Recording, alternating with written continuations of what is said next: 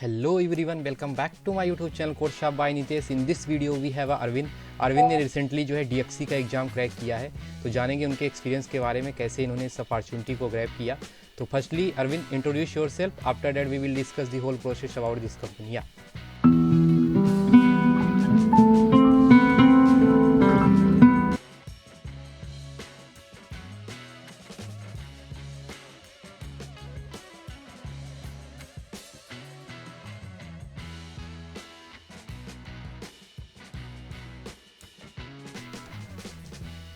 Okay.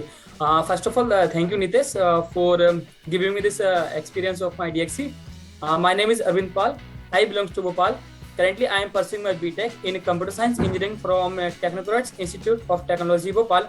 And I have done my 10th and 12th from State Board in Bhopal. And recently, I got placed in DXC Technology. And I also made a project of sorting visualizer. And this is a web-based application. And it will provide how sorting algorithm works, and the user can enter the size of the array and also select the speed of the array, and it is beneficial for students. Those are from in first year or second year, so they learn and visualize the sorting. Difficult to learn DSA, that's why I created it. And coming to my hobbies, numismatics and traveling, that's all about me. या okay Arvind, थोड़ा सा DXC के process के बारे में बताइए. आपने कैसे अप्लाई किया और कैसे इस अपॉर्चुनिटी को ग्रैब किया. So this is on campus placement, and during my 7th sem, sir give me a link on WhatsApp group. Then I applied.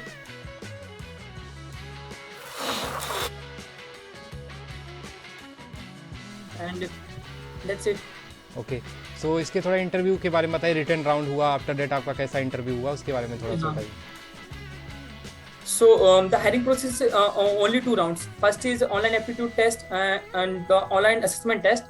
In assessment test, there are 6 we can say sections. The first is maths, then reasoning, and English, and automata. There are 7 questions in automata. Okay. And computer fundamentals, and the last part is essay writing. Yeah. And after that, around 15 days, it takes around 15 days. No. हाँ, yes. क्योंकि उस समय का DXC में server error आ रहा था, इस चक्कर में बहुत लेट हो गया था. तो फिर एग्जाम हुआ, रिजल्ट आया, फिर इंटरव्यू हुआ, और इंटरव्यू टेक्निकल HR दोनों एक ही राउंड था हमारा. सो अरविंद, थोड़ा सा इसके रिटर्न राउंड के बारे में बताइए. किस टाइप के क्वेश्चन वहाँ पे पूछे गए थे और क्या क्या उनका डिफिकल्टी लेवल था. तो जो डिफिकल्टी लेवल था वो ना ज्यादा इजी था ना मतलब हार्ड था. इंटरमीडिएट क्वेश्चंस थे पूरे. और अराउंड 20 क्वेश्चंस हर एक सेक्शन में थे. सिर्फ ऑटोमेटा में 7 क्वेश्चन थे, और ऐसे राइटिंग में 200 वर्ड्स था. बाकी मैथ्स में 20 क्वेश्चन, इंग्लिश में 20, एंड इट इज 20 मिनट्स, मतलब 1 क्वेश्चन पर मिनट. सो ऑटोमेटा किस लेवल के आए थे. ऑटोमेटा बहुत मतलब कह सकते हो आप, मतलब बेसिक लेवल ही थे. मतलब 7 में से 5 तो इजी थे, 2 was medium level. And I was solve only I think 5. I was able to solve only 5. तो ये जो ऑटोमेटा थे बेसिक लैंग्वेज बेस्ड थे और DSA पे बेस्ड थे. नो, बेसिक लैंग्वेज बेस्ड, मतलब लाइक इनमें ऑटोमेटा वो करना कुछ नहीं था. उनमें सिर्फ सिंटैक्स एरर थे. लाइक फॉर लूप दिया है, उसमें सेमीकोलन नहीं लगाया, या व्हाइल लूप दिया है, कोई भी एक कोड लिखा हुआ है किसी भी सॉर्टिंग एल्गोरिथम्स का, किसी भी चीज का, तो उसमें सिर्फ एरर्स फाइंड करना था, मतलब डीबग करना था, डीबगर बस. और कोडिंग भी थी क्या आपके रिटर्न राउंड में. नो, कोडिंग नहीं थी. और ऐसे राइटिंग क्या था. ऐसे राइटिंग मतलब इसमें 200 वर्ड्स का आपको वो स्पीड चेक करने के लिए एक टॉपिक दिया था, कोई सा भी टॉपिक दिया. फॉर एग्जांपल साइंस का टॉपिक दे दिया, कंप्यूटर साइंस का, तो आपको उसके बारे में 200 वर्ड्स लिखना है. क्योंकि मेरे बहुत सारे फ्रेंड्स इसी में रह गए थे ऐसे राइटिंग में, क्योंकि स्पीड मैटर करती है इतने टाइम में. सो आफ्टर रिटर्न राउंड आपके कितने दिन बाद आपका जो है रिजल्ट आ गया टेक्निकल के लिए. रिटर्न राउंड के बाद टेक्निकल के लिए आ गया था इसमें अराउंड 4 to 5 डेज. सो थोड़ा सा अपने टेक्निकल राउंड के बारे में बताइए, कैसा रहा आपका एक्सपीरियंस. टेक्निकल राउंड काफी अच्छा था. और जो मेंटर थे वो भी काफी अच्छे थे और काफी फ्रेंकली थे, क्योंकि ये मेरी पहली कंपनी थी, तो मुझे काफी डर लग रहा था कि कैसे राउंड्स लेंगे. बट जिसे मैंने इंटरव्यू दिया, उन्होंने सबसे पहले मुझसे पूछा टेल मी अबाउट योरसेल्फ, जो सबका पहला क्वेश्चन होता है. उसके बाद फिर उन्होंने पूछा आप डीएक्सी के बारे में क्या जानते हो, फिर मैं डीएक्सी के बारे में बताया। फिर कुछ टेक्निकल क्वेश्चन उन्होंने पूछे मुझसे, जैसे कि प्राइम नंबर्स का आपका कोड बना के दिखाइए, फिबोनाची का। ओके उसके बाद सम कुछ डेटाबेस के क्वेश्चंस पूछे उन्होंने, ओके एंड देन उसके बाद totally HR round. Okay. So technical में आपसे ज़्यादा कुछ पूछा नहीं गया, लेकिन कोडिंग आपसे करवाई गई। अपार्ट फ्रॉम दैट आपको कुछ डीबीएमएस के क्वेश्चन पूछे गए। ओके। तो ये इंटरव्यू कितने मिनट लाइक चला? Simple queries.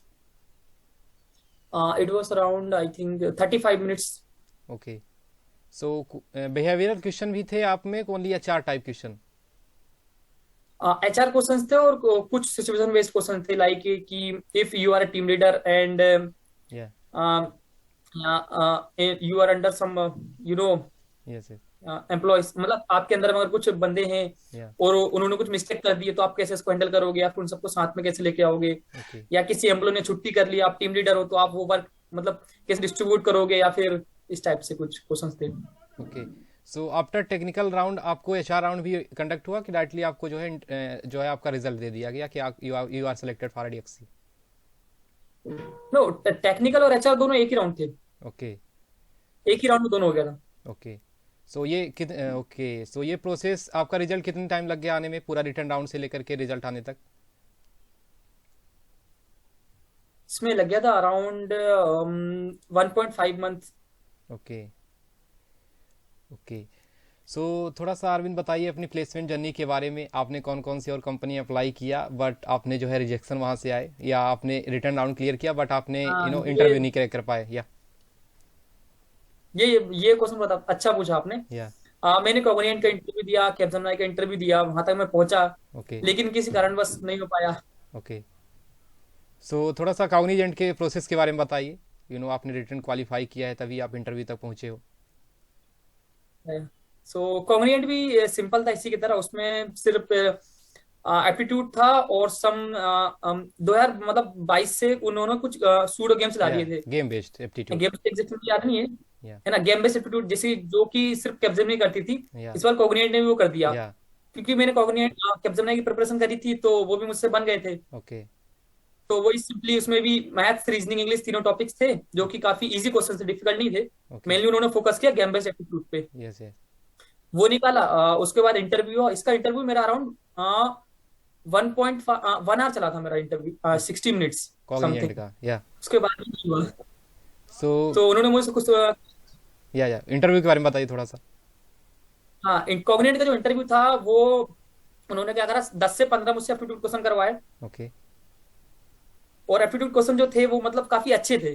ओके स्टार्टिंग में तो उन्होंने इजी दिए जो मुझसे बन गए, उसके ओके बाद फिर वो लॉग और फिर सम एवरेज, या जिसे हाँ, तो इसी में से लंबा खिंच गया था ये इंटरव्यू। ओके तो अराउंड 10 to 15 ये क्वेश्चन रहे। उसके बाद फिर उन्होंने मुझसे कोडिंग क्वेश्चन भी कराया इसमें, ओके कॉग्निजेंट में, ओके सम बेसिक क्वेश्चन।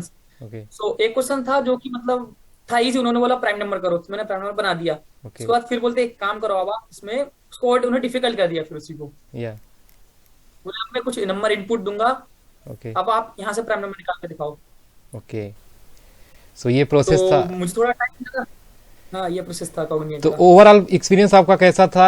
आपको लगा था कि मैं सेलेक्ट हो जाऊंगा कि जो है जो या है? Of course I am confident, क्योंकि या मैंने सारे क्वेश्चंस के जवाब दे दिए तुम लोगों को। ओके। अनफॉर्चुनेटली आपको जो लेकिन है अब वही या ओके। थोड़ा सा नहीं कैपजेमिनी हुआ। के प्रोसेस के बारे में बताइए, उसका क्या सीन था? कैप्जेमिनी प्रोसेस जो था वो, उसमें एप्टीट्यूड नहीं होता, सिंपली गेम बेस्ड एप्टीट्यूड आता है उसके अंदर। ओके इंग्लिश जिसके सेक्शन था।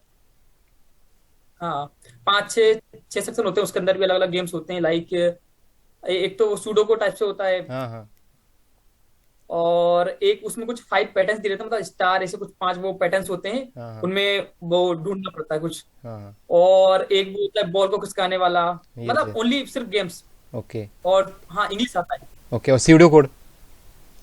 और सूडोको आते हैं बस। ओके और उसके बाद अगर आप ये क्लियर करते हो, तो फिर आप जाते हो कोडिंग क्वेश्चन, जिसमें 2 कोडिंग क्वेश्चन आते हैं। ओके और कोडिंग क्वेश्चन में से एक तो बहुत इजी होता है, एरर स्ट्रिंग से होता है, ओके और सेकंड वाला मीडियम होता है, ओके जो कि मैंने दोनों बना लिए थे। ओके हाँ, कैप्जेमिनी में 3 पोस्ट होती हैं, एक 4 LP के लिए, एक 5.5 के लिए, और एक 7 LP के लिए। ओके तो अगर आप सिर्फ एप्टीट्यूड मतलब गेम बेस्ड एप्टीट्यूड क्लियर करते हो तो आप 4 के लिए जाते हो। ओके और अगर आप एक कोडिंग क्वेश्चन बना देते हो ओके तो फिर आप 5.5 के लिए आते हो, और अगर आप दोनों कोडिंग क्वेश्चन बनाते हो तो आप 7 के लिए जाते हो। ओके। तो आपका किस में हुआ था इंटरव्यू? मेरा हुआ था 5.75 वाले में, ओके, सेकंड वाले में। तो थोड़ा सा इंटरव्यू के बारे में बताइए। Okay, so first of all the main question, इन्होंने मुझसे यही पूछा पहला क्वेश्चन, क्योंकि उसके भी टेक्निकल एचआर दोनों एक ही में हुए थे। ओके तो उसके बाद उन्होंने मुझसे कोडिंग करवाई, तो कोडिंग के 2 क्वेश्चन तो मुझसे बन गए ओके अल्टीमेटली, क्योंकि सीनियर एनालिस्ट पोस्ट थी तो वो कोडिंग भी प्रेफर करेंगे। ओके तो कोडिंग, उसके बाद उन्होंने थर्ड क्वेश्चन दिया जो कि मुझसे नहीं बना था कैप्जेमिनी में। ओके। हम्म। तो ये एक्सपीरियंस था और तो। बाकी मैं बोलना चाहूंगा जहां तक मैंने यस यस। कि इंटरव्यू जो मतलब जो मेरे जिसमें सिलेक्शन मेरा नहीं हुआ है, ओके। उसमें टाइम बहुत मैटर करता है, क्योंकि जो जिसमें मेरा सिलेक्शन नहीं हुआ, जो मैंने इंटरव्यू दिए वो इवनिंग टाइम पे थे।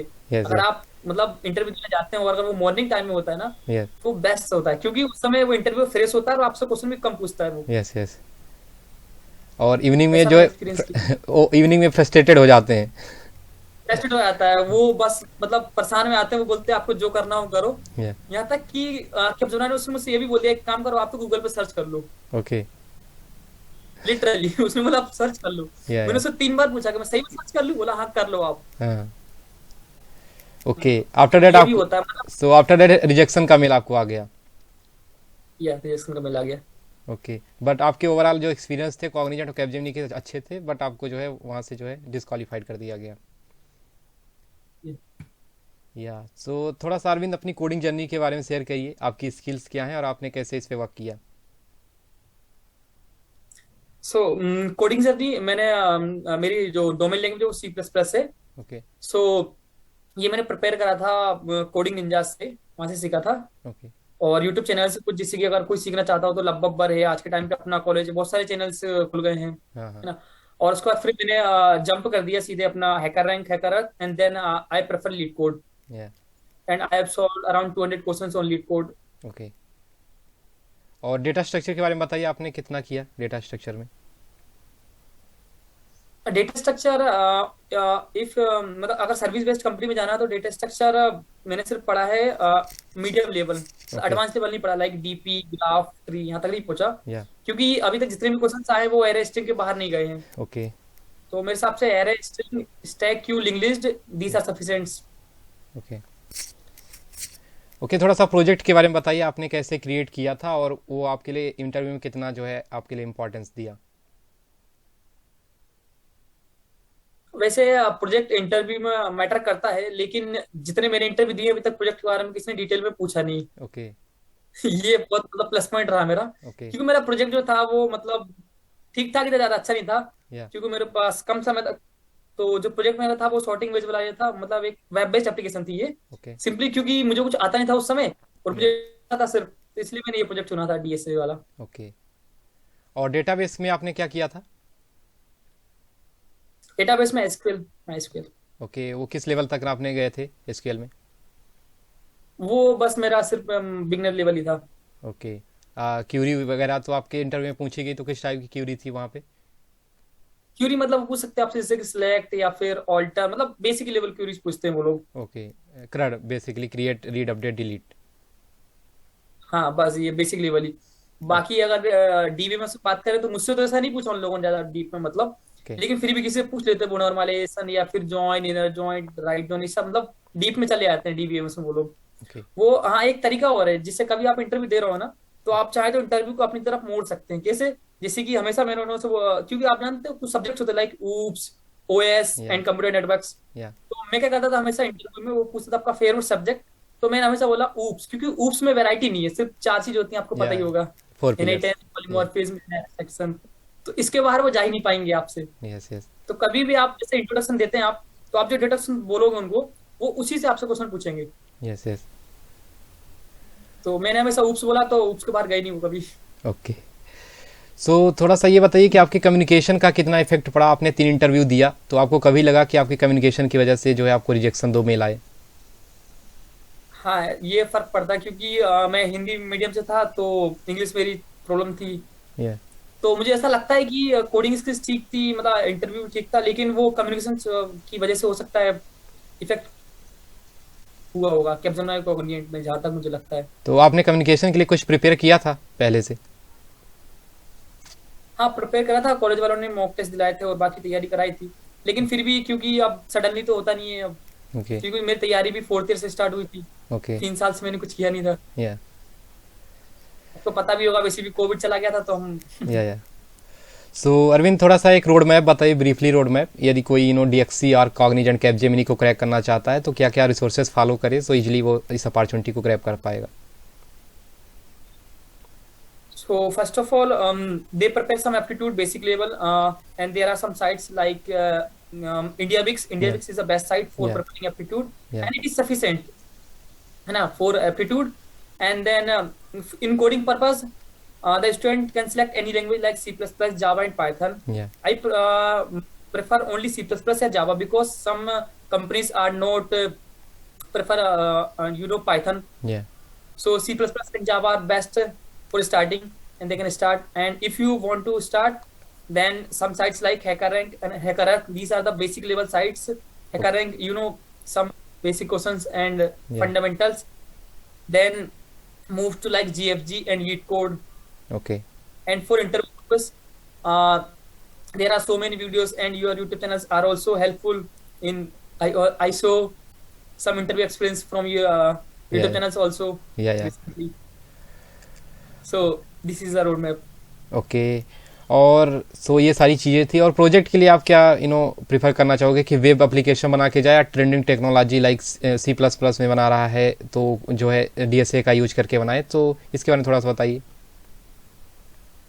हाँ, प्रोजेक्ट रियली बहुत मैटर करता है, क्योंकि वो डिपेंड करता है आपका इंटरव्यूअर कैसा है। अगर इंटरव्यूअर मतलब प्रोजेक्ट पे वर्क करेगा तो आपसे पूछ सकता है, हो सकता है आपका पूरा जो इंटरव्यू वो प्रोजेक्ट के ऊपर ही चला जाए।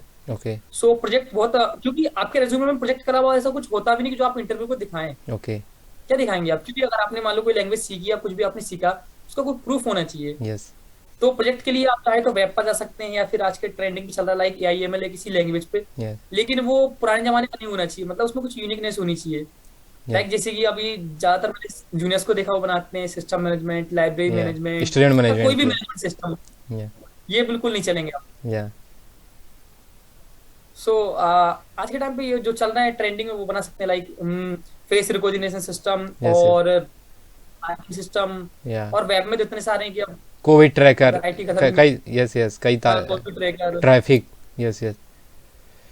Traffic management system. Yeah so ये थे Arvind. Thank you for coming my YouTube channel Arvind. I hope आप भी इंजॉय किए होंगे पूरे इंटरव्यू को। अगर मुझे बहुत मजा आया यहाँ पे। नेक्स्ट टाइम आप जब नेक्स्ट अपॉर्चुनिटी क्रैक करेंगे तो जरूर आपको इनवाइट करेंगे फिर से। So yeah thank you, bye. Thank you Ritesh.